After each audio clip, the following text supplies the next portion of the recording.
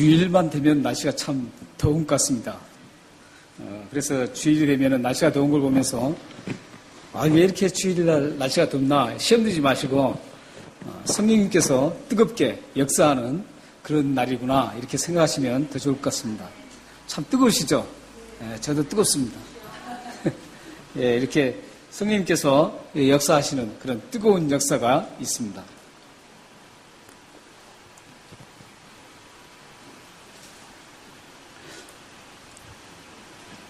날씨가 뜨거워도 우리가 하나님 앞에 이렇게 예배드리는 그 참 좋은 여러분들의 삶이 지금 이어지고 있습니다.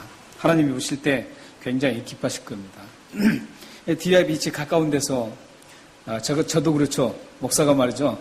제가 목사가 아니라면 이렇게 더운 날은 디아 비치 바닷가에서 시원하게 발에 물 담그고 말이죠. 있으면 얼마나 좋겠습니까? 또 바닷바람이 시원한데 그 시원한 바람을 쐬면서 콜라도 마시고 커피도 한 잔 마시면서 아이스크림 먹으면서 있다면 참 좋겠죠. 그렇지만 이렇게 여러분들 모두가 하나님 앞에 더운데도 불구하고 그런 데를 가지 않고 하나님 앞에 예배하는 여러분들에게 하나님께서 참 굉장히 보시기에 좋다 이렇게 생각할 것입니다. 어떻게 믿으시나요? 하나님은 지금 살아계시죠. 그렇기 때문에 우리 더운 것도 다 하시면서 이런 더운데도 불구하고 하나님 앞에 예배드린다는 것을 하나님 보시면서 참 기뻐하실 것입니다. 이렇게 성공적인 사람들의 그 특징을 보면 그렇다 그래요. 성공적인 사람들의 특징은 그 목표가 정확하게 설정되어 있다고 합니다. 목표가 정확하게 설정되어 있고 그 목표를 정확하게 설정하고 나서 그 목표를 위해서 계획을 하고 또 추진을 해서 남들이 이루지 못하는 것들을 아름답게 이룬다는 것이죠. 그래서 이 성공적인 사람들 보면은 기업을 하는 사람이든지 또 학문을 하는 사람이든지 뭐 기술을 연구하는 사람이든지 이런 모든 분들 보면 성공한 사람은 계획이 아주 철저하게 잘 짜여져 있고 계획보다 더 중요한 목표 설정이 확실하게 딱 정해져 있다고 합니다. 우리 인생에서도 마찬가지거든요. 우리 인생도 살아갈 때 목표가 있는 분과 목표가 없이 그럭저럭 살아가는 분들은 좀 다릅니다. 삶이 좀 다르게 나타나는 것 같아요. 신앙생활도 마찬가지예요. 신앙생활도 목표가 좀 확실하게 있는 분들은 신앙생활을 좀 잘하는 것 같아요. 그러나 목표가 없는 분들은 신앙생활에 조금 흥미를 느끼지 못하는 것 같습니다. 그런데 이런 신앙생활이든지 어떤 일반적인 세상에서의 어떤 목표들이 있지 않습니까? 그런 목표들이 그 목표라고 해서 다 똑같은 목표는 아닌 것 같아요. 사람마다 다 그 목표가 다 다릅니다. 그 목표가 다 다릅니다. 그래서 그 목표를 위해서 달려가는 그 모습도 다릅니다.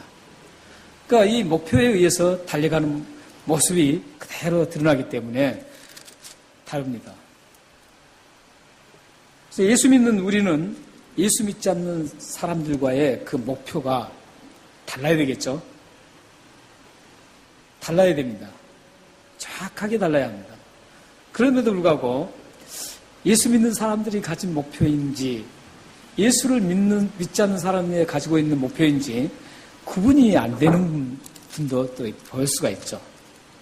앞으로 여러분들이 오늘 이 말씀을 잘 한번 음미하시고 나눌 때 목표를 좀 잘 설정하시길 바랍니다. 그래서 세상 사람들과 확연하게 좀 다른 그런 목표를 두고 가시길 바랍니다. 그렇게 되면 목표가 분명하게 다르면 삶의 모습도 분명하게 다르게 나타난다는 거죠. 그 목표에 따라서 우리의 삶이 끌려가기 때문에 우리 크리스천들이 이 목표를 확실하게 좀 잘 설정하고 가야 합니다. 우리는 먼저 이 목표가 어떤 목표가 있는지 우리 14절 말씀을 한번 보시기 바랍니다. 14절 말씀 보시면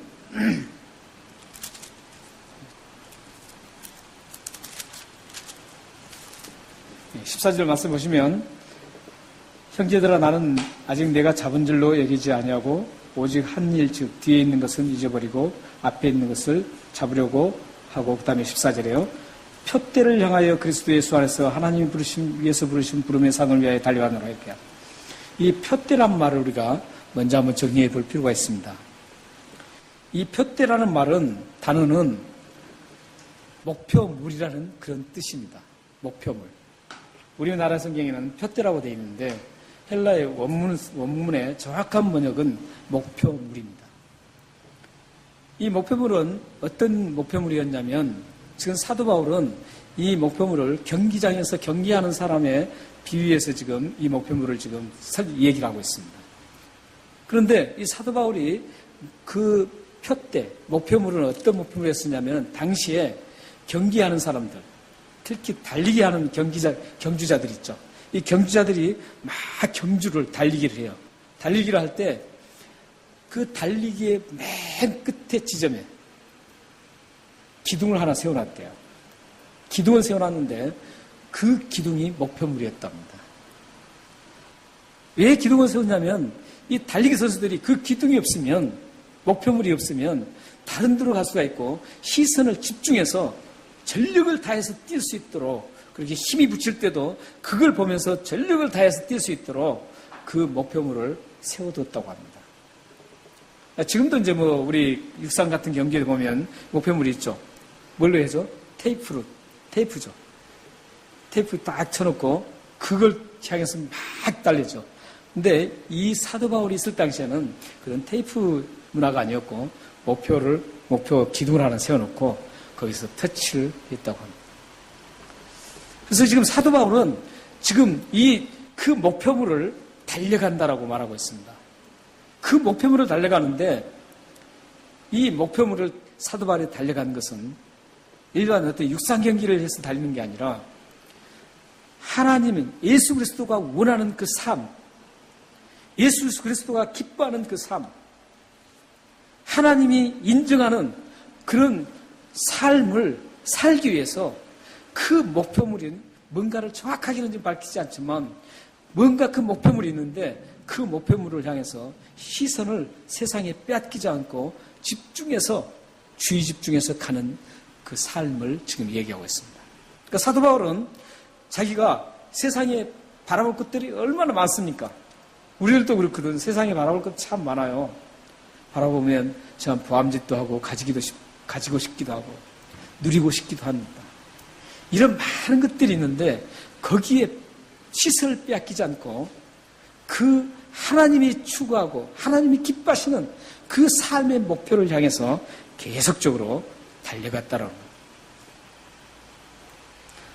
이렇게 살아야 사실은 세상에 먹히지 않습니다. 세상을 기웃거리면 분명히 세상에 먹히기 쉽습니다. 여러분이 하나님의 기쁨이 되는 목표를 설정하고 달려가면 하나님께서는 그 목표를 이루어지도록 도와주시고 책임져 주실 것입니다. 우리는 여기서 그렇다면 이 목표가 도대체 뭔가를 해결하고 가야 합니다. 이 목표물이 대체 뭔가? 그것을 해결하기 위해서는 로마서 8장 28절을 보아야 합니다. 저기 띄어놨습니다. 우리 한번 읽겠습니다. 우리가 알거니와 하나님을 사랑하는 자, 곧 그 뜻대로 부르심을 입은 자들에게는 모든 것이 협력하여 선을 이루니라. 우리가 알거니와 왜 이렇게 막 중복이 됐나요? 28절이 두 번씩 중복이 됐네요. 네, 저건 27절입니다. 28절, 29절인데, 29절. 29절 우리 한번 제가 읽어드리겠습니다. 로마서 한번 찾아서 한번 읽으시죠. 28절.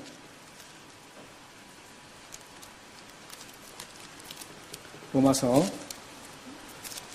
8장. 찾으신 분 한번 읽어보시면 좋을 것 같습니다. 28절.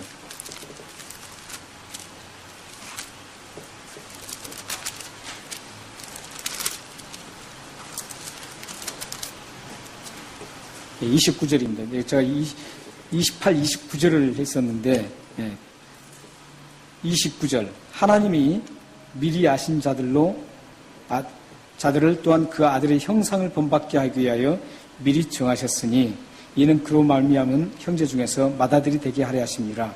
여기에서 지금 29절의 말씀에서 중요하게 지금 그 언급하고 있는 게 그 아들의 형상을 본받기 위하여 미리 정하셨으니 이 말입니다.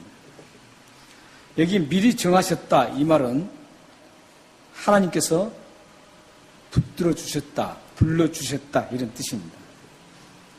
하나님께서 책정하셨다 이렇게 합니다. 왜 책정했느냐? 아들의 형상을 본받기 위해서입니다. 그렇기 때문에 여기서 지금 말씀한 거 보면 성경의 지금 모든 사상이 우리의 목표는 어디에 있느냐면 잃어버린 하나님의 형상을 회복하는 겁니다. 그런데 신약 성경에서는 이 잃어버린 하나님의 형상을 그리스도의 형상을 본받는 것으로 해석합니다.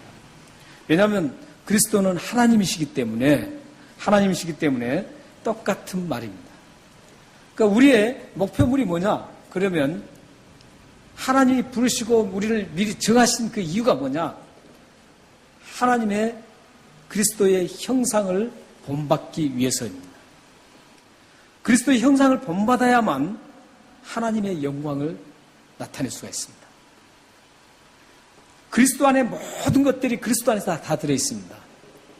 우리는 모든 것들을 그리스도 안에서 발견해야 합니다. 이 성경도 그리스도를 위한 말씀입니다. 이 성경 모든 말씀은 예수 그리스도를 증거하는 말씀이에요.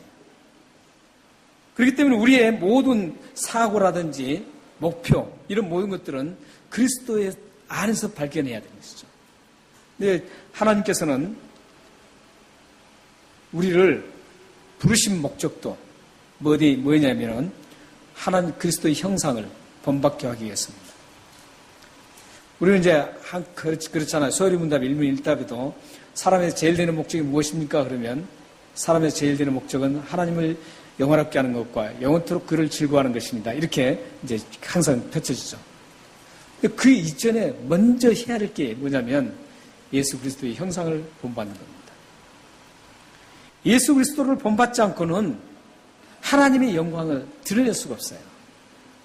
하나님의 영광을 높이 드러낼 수가 없습니다.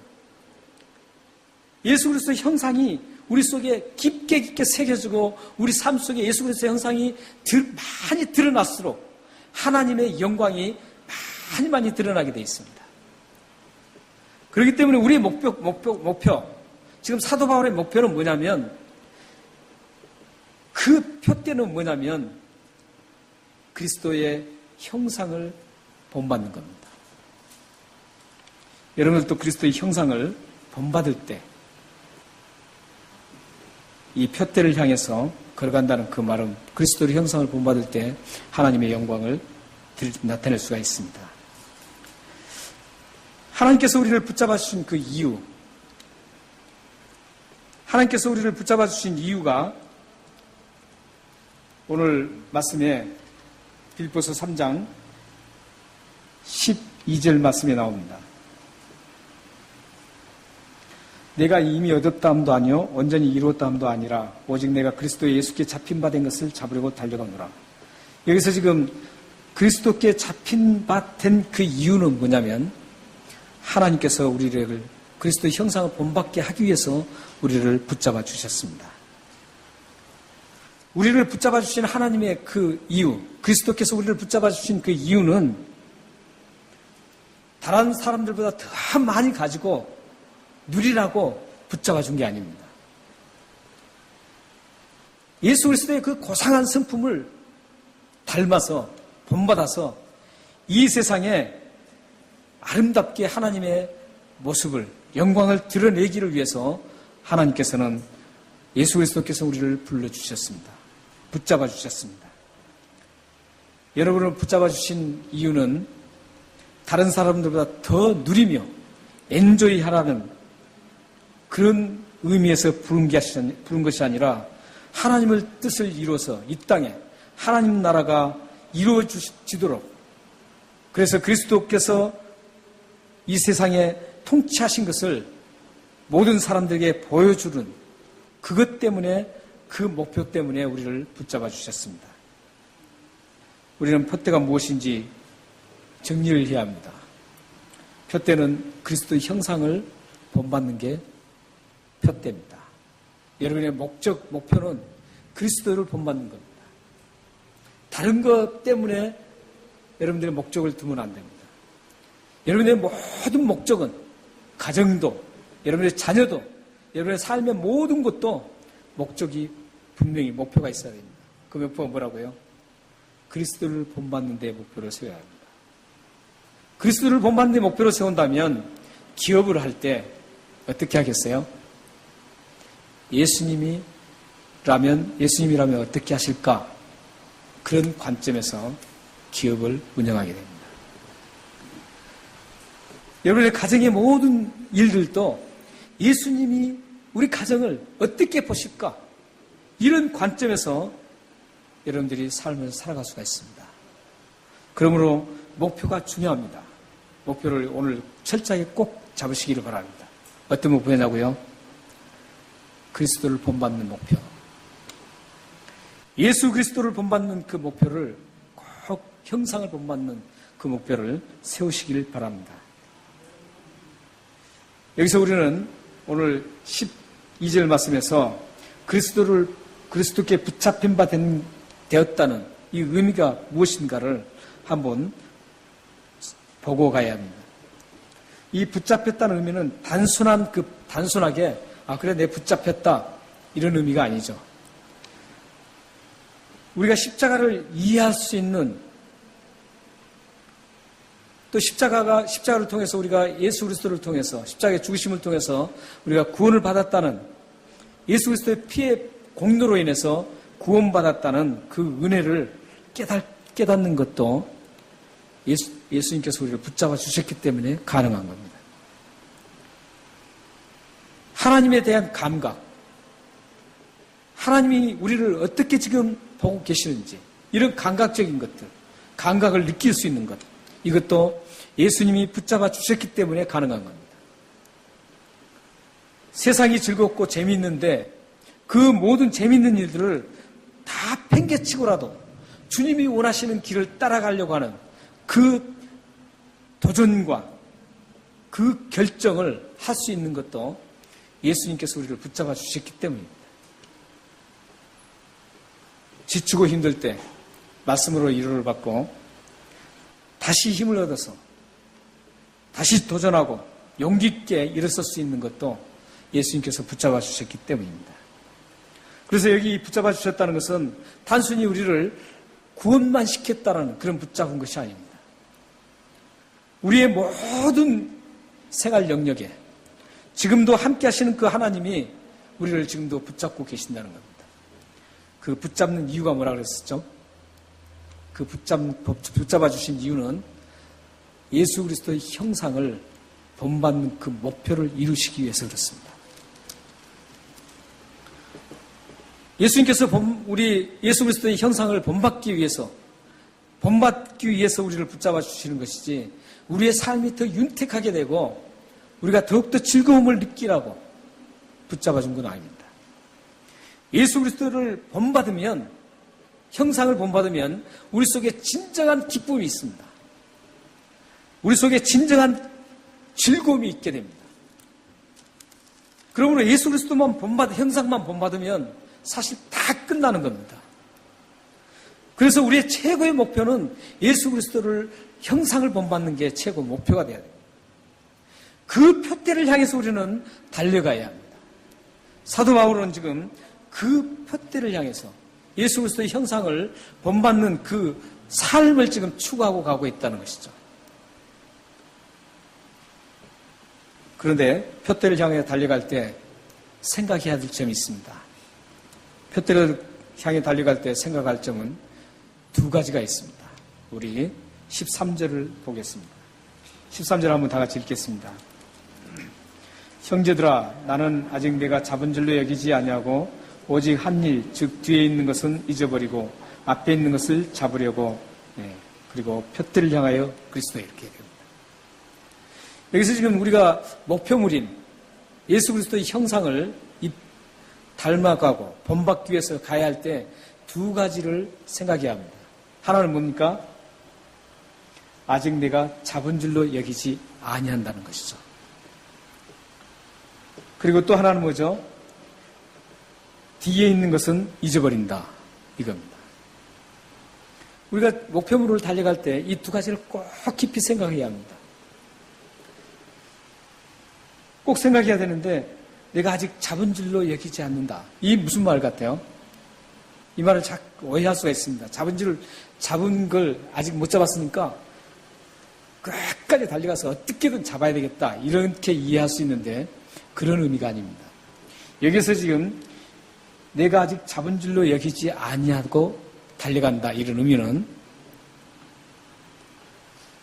내가 내 자신의 지금 하고 있는 나에게 이루어지는 모든 것들을 만족하지 않는다. 이런 뜻입니다.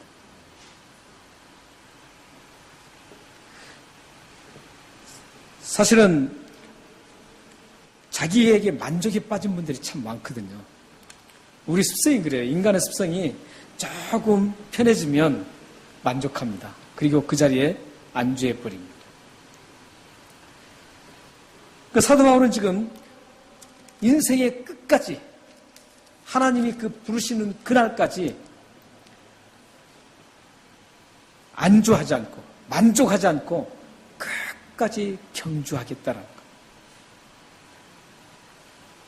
사랑하는 여러분들이 지금 호주 같은 데는 참 얼마나 편합니까? 우리 한국도 그랬죠. 옛날에 굉장히 못 살았을 때는 하나님만 붙잡고 막 울부짖었어요. 교회도 그랬고, 교회가 아주 굉장히 힘들고 부흥되지 않는 그 시기에는 목사님들 말씀 들어보면 참 처절했습니다. 하나님만 붙잡고 막 몸부림쳤어요. 그리고 끝까지 그 몸부림 힘들어도 끝까지 달려갔습니다. 그런데 지금 한국이 잘 사니까 어떻게 됩니까? 교회가 크게 붕대니까 어떻게 됐어요? 지금은 그런 간절함이 없습니다. 간절함이 별로 없어요.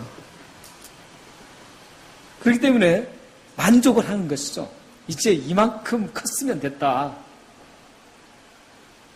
이제 더 욕심을 부릴 수도 있겠지만 자연스럽게 예를 들어서 큰 교회 같은 경우는 자연스럽게 밀려 들어오는데 뭐 이만하면 됐지. 어느 정도 궤도에 오르면 됐다. 이렇게 생각합니다. 우리 한국의 많은 분들이 잘 살기 때문에 상대적 빈곤에 허덕이지만 그래도 다른 아프리카 같은 데 비교해보면 얼마나 잘 삽니까? 그래서 우리 이만하면 됐다. 그래서 그 어려운 일을 하지 않죠. 아주 어려운 그 3D라 그러죠. 디퍼런트, 힘든 일. 그 어려운 일들을 하지 않죠. 그 이유가 뭐예요? 만족하는 거예요. 이제 이만하면 됐지 뭐. 왜 고생하고 사느냐. 이게 되는 것이죠. 하나님의 그 목표물을 달려갈 때, 그리스도의 형상을 본받을 때, 이런 자세는 안 된다는 겁니다. 나는 이제 이 정도면 크리스천 됐어. 이게 안 된다는 거예요. 내가 헌금을 이 정도 드렸으면 하나님이 알차 받아주시겠지. 내가 이렇게 이만큼 교회 봉사를 했으면 이제 됐지. 이런 안주함이 있어서는 안 된다는 겁니다. 그리스도의 형상을 본받기 위해서는 우리는 하나님이 부르실 그날까지 끊임없이 달려가야 됩니다. 그리스도의 형상을 하나로 더 본받기 위해서 몸부림치면서 우리는 가야 합니다. 그래야만 달려갈 길을 제대로 달려갈 수 있다는 겁니다. 그래야만 목표물인 그리스도의 형상을 닮을 수 있다는 겁니다. 그래야만 그리스도의 장성한 분량에 이르는 그리스도인이 될 수 있다는 겁니다. 또 한 가지가 뭐죠? 뒤의 것을 잊어버렸다는 것. 잊어버리고 달리라는 것. 뒤에 것은 뭐죠? 과거를 말하죠. 과거. 과거를 다 잊어버리라. 이것은 어떻게 보면 이것도 좀 잘 생각해 봐야 문제죠. 과거를 잊어버리면 되겠어요? 옛날 노래에 뭐 과거를 묻지 마세요 이런 노래도 있는데 과거를 잊어서는 안 됩니다. 왜냐하면 과거는 하나님이 하셨던 그 흔적들이 과거에 다 있기 때문에 그래요. 하나님이 하셨던 그 수많은 일들, 나의 그 과거에 다 하나님의 흔적들이 있어요. 근데 그 흔적들을 다 까마득하게 잊어버리면 되겠어요? 안 되잖아요. 사도 바울이 지금 하는 말씀, 목표를 향해서 그리스도의 형상을 담기 위해서 목표를 향해서 가는데 갈 때 과거 것을 다 잊으라는 거예요. 또 잊으려고 해도 잊어지지 않습니다. 특히 가슴 아프고 힘들었던 건 잘 안 잊어버리죠. 안 잊혀지죠. 나에게 가장 못되게 한 사람들 참 기억이 생생하죠. 과거는 잊어지지 않습니다. 잊으려고 해도 잊어지지 않아요. 우리 이 두뇌가 그렇게 돼 있고 우리가 마음대로 될 수 없다는 거예요. 다 잊어버리고 싶은 건 더 기억이 생생해요. 우리는 이만큼 우리 인간은 마음대로 할 수가 없어요. 이 기억 하나도 마음대로 할 수가 없어요. 그런데 이 바울은 잊어버리라는 거예요. 과거를. 이 말씀을 이해하기 위해서는 우리 민수기를 봐야 됩니다. 민수기 11장입니다. 민수기 11장 4절, 5절과 또 8절, 18절 이 부분을 보면 민수기 이것도 띄워놨네요. 저는 성경만 들으라고 합니다. 네. 저기 보면은 이제 이스라엘이 출애굽 과정에서 일어난 사건입니다. 하나님께서 이스라엘 백성들이 애굽에서 430년 동안 속박을 받았어요. 400년 이상을 그들이 이제 그 애굽의 통치를 받으며 종살이로 있었어요. 그래서 하나님께서 이제 약속하셨던 것처럼 하나님의 언약에 의해서 그들을 이제 아브라함과의 그 언약을 생각하고 그들을 긍휼히 여기시고 그들이 힘들어서 울부짖을 때 이제 응답을 하십니다. 응답을 하셔서 출애굽을 시켜요. 애굽에서 탈출을 시킵니다. 애굽을 탈출시키는데 어때요? 거기서 어마어마한 하나님의 엄청난 일들을 경험합니다. 우리가 요즘에 출애굽기를 지금 커피브레이크 하고 있잖아요. 그래서 잘 알아요. 우리 커피브레이크 출애굽기를 하기 때문에 아마 그 백그라운드에 대해서 잘 알 겁니다. 10가지 재앙만 생각해도 그래요. 10가지 재앙. 이 보통 사건입니까? 10가지 재앙은 어마어마한 사건이에요. 그 10가지 재앙 중에 하나만 딱 떼어서 생각해도 엄청난 사건입니다. 이스라엘 사람들에게는 이 10가지 재앙 중에 하나만 뚝 떼어놔서 생각해도 하나님의 어마어마한 은혜였어요. 굉장한 은혜였어요. 그런데 그 10가지 재앙뿐만 아니라 홍해 사건, 이 모든 걸 한번 보세요. 대단한 하나님 은혜였어요. 그런데 이들이 이제 광야로 들어섰어요. 광야에 들어서서 이제 하나님이 주시는 또 만나가 얼마나 풍성하게 내렸어요. 그걸 먹으면서 살았어요. 근데 한참 광야를 가다가 하는 말이 민수기 11장 4절 5절 같습니다. 민수기 11장 4절 5절이 뭐예요? 이 만나만 먹으니까 안 되겠다라는 거예요. 하나님 주신 그 은혜의 양식을 먹는데도 불구하고 안 되겠다라는 거예요. 그러면서 생각하는 게 뭐예요? 과거에 애굽에서 먹었던 게 생각나요. 과거에 애굽에서 정말 자유롭게 먹었던 마늘, 부추 뭐 이런 것들을 막 생각하는 고기 이것들 막 생각하면서 거기서 원망을 하는 겁니다. 아니 이 만나 이것만 우리가 먹어서 되겠느냐. 지금 애굽에서 있었을 때 그 고기, 부추, 마늘 이런 게 정말 그리워지는 거예요. 18절에서는 더 장관입니다. 18절에서는 어떻게 얘기하냐면 그곳에서 있을 때가 아주 재밌었다 그럽니다. 종살하고 있을 때가 재밌었대요. 지금 이스라엘 백성이 과거를 돌아보고 있습니다. 과거를 돌아보는데 그 과거를 돌아보는 것은 어떻게 해서 돌아보고 있습니까? 지금 현재 하나님의 은혜가 내리는 것을 블록시키는 거예요. 블록시켜요. 막아버리는 거예요. 과거의 그 사건을 생각하면서 지금 하나님으로부터 누리는 그 은혜와 하나님의 주시는 그 엄청난 역사를 생각하지 못하게 만든다는 것이죠. 그래서 불만하고 원망하게 된다는 것이죠. 지금 사도 바울이 과거를 잊으라는 것, 그건 지금 그런 얘기입니다.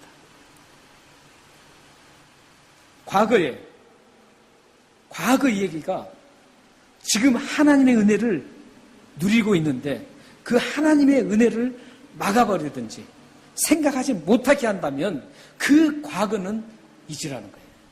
그런 과거를 참 말하기 좋아하는 분들이 많죠. 내가 그래도 왕년에 한가닥 했어. 이런 분들 많잖아요. 특히 이민사회가 좀 더 그런다 그래요. 이민사회. 왜냐하면 이민사회야 뭐 한국에서 뭐 했는지 모르잖아요. 딱 와 있으니까. 몰라요. 모르니까 그냥 뭐 예를 들어서 뭐 동네에서 조그만 뭐 조폭놀이 하다가도 내가 한국의 조폭의 두목이었다고 이렇게 얘기하면서 또 한국에서 구멍가게 정도 하다가 했는데 내가 대단한 기억을 했다라고 이렇게 얘기해요. 과거에 지금은 내가 이렇지만 과거는 내가 대단했다라고 이렇게 얘기해요. 신앙생활도 마찬가지예요. 신앙생활도 과거에 내가 정말 그렇게 하나님 앞에 부르짖고 저도 말이죠. 삼각산에서 눈을 맞으면서 기도했거든요. 삼각산에서 막 겨울에 눈 오면서 하루 저녁 내 비닐 뒤집어 쓰고 기도했습니다. 저도. 일주일에 2번씩 삼각산 동영산 올라갔습니다. 근데 그때 막 받았던 은혜 막 생각해요, 저도. 그런데 항상 조심해야 할 게 뭐냐면 그때 막 굉장히 했던 것, 그것만 바라보면 안 된다는 거예요. 그게 지금 나의 신앙생활에 도움이 된다면 좋아요. 그러면 그건 기억해야 됩니다. 당시에 그 즐거웠던 게, 좋았던 게, 지금 내가 하나님 앞에 그리스도의 형상을 본받고 달려가는 그 길에 발목을 잡는 게 아니라, 거침돌이 되는 게 아니라, 내가 하나님의 그리스도의 형상을 본받는데 도움이 되고 지지해주고 밀어주는 그런 거였다면 그것은 더 생각해야 합니다. 그러나 지금 하나님이 나에게 주신 그 은혜가 큰데도 불구하고 지금 하나님이 하시는 나와 함께 하시는 그 어마어마한 일들이 계속 일어나는데도 불구하고 과거 그것만 생각하고 과거에는 이랬는데 나는 지금 이거 뭐냐? 이것은 그 과거는 생각하지 말라는 겁니다. 잊으라는 겁니다. 지금 사도 바울이 말하는 건 그거예요. 과거를 싹이 망가뜨리라는 게 아니에요. 왜냐하면 과거의 흔적들을 다 잊은다면 하나님께서 하셨던 일을 부정하는 결과가 나옵니다. 하나님이 하셨던 그 수많은 소중한 일들을 다 부정해버리는 결과가 돼요. 그렇기 때문에 여러분의 삶 속에 과거가 많이 있습니다. 하나님이 하셨던 그 은혜로운 시절도 있었고 하나님이 하셨던 그 수많은 일들이 함께 하셨던 일들이 있습니다. 그 일들이 하나님이 지금 이 순간 나에게 신앙생활을 하고 하나님을 더욱더 생각하게 하고 예수 그리스도의 형상을 닮아가는데 그게 큰 도움이 된다면 여러분들은 그걸 계속 묵상하면서 하나님 앞에 감사하면서 그걸 생각해야 합니다. 그러나 만약에 지금 이루어지는 하나님의 그 은혜, 지금도 여전히 흐르는 하나님이 함께 하시는 그 모든 역사들, 이걸 갖다가 보지 못하고 과거 것만 생각한다면 그것은 빨리 잊어버리는 게 좋습니다. 신앙생활에 지금 현재 나의 신앙이 또 옆에 분들의 지금 현재 그분의 신앙이 어느 정도인가를 예측할 수 있는 기준이 있습니다. 뭔지 아세요? 그분이 과거 것에 집착해 있는가? 과거 신앙이 화려했던 것에 집착해 있는가? 지금 하나님께서 하시는 그 신앙의 촉진제가 되는가? 아니면 과거의 신앙에 매여서 발목 잡혀서 거기에서 항상 머물러 있는가? 아니면 그 과거 좋았던 그 신앙을 지금 현재 더 빛나게, 그게 지금 신앙을 더 빛나게, 더 확대시켜주고 있는가? 이것 보면은 지금 그분의 신앙이 어떤 상태인지를 조금 예측해 볼 수 있습니다. 여러분들 어떻습니까? 여러분들 과거에 화려한 것들 있잖아요. 과거의 슬픔도 있잖아요.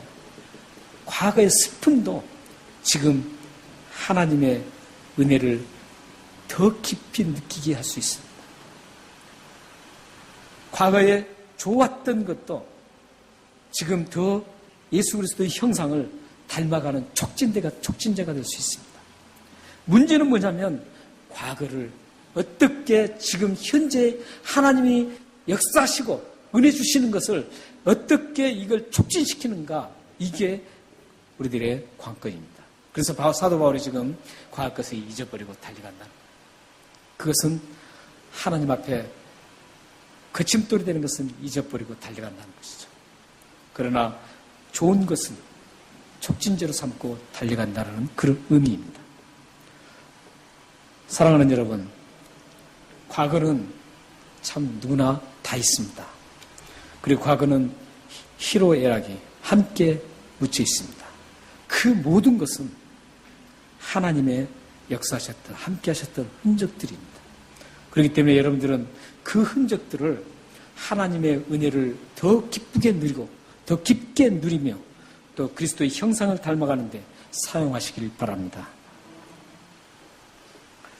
우리는 이제 언제 마침표를 찍어야 될지 모르는 나그네 길을 지금 걷고 있습니다. 이 나그네 길을 가는 우리 그리스도인들의 목표는 예수 그리스도의 형상을 닮아가는 것입니다. 예수 그리스도의 형상을 담기 위해서는 꼭 두 가지를 생각해야 합니다. 만족해서는 안 됩니다.